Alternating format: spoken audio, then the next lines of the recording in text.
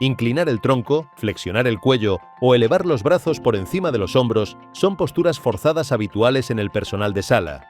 Estas posiciones, alejadas de la postura natural, provocan dolor y sobrecargas en espalda, cuello y hombros. El riesgo aumenta con el ritmo intenso de trabajo, la repetición de tareas y la falta de descansos.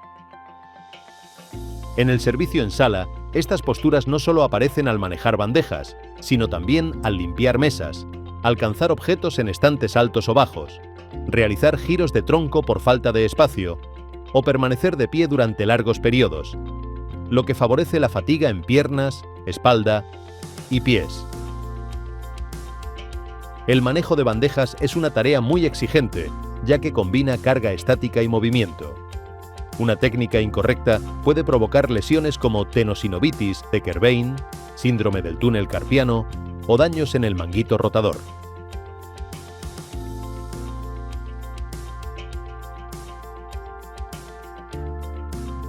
No sobrecargues la bandeja y reparte el peso.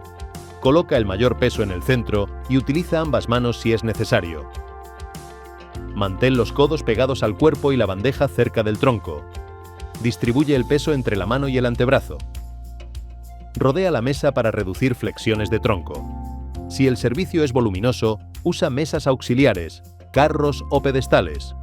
Utiliza bandejas antideslizantes y ligeras que mejoren el agarre. Alterna tareas para diversificar posturas.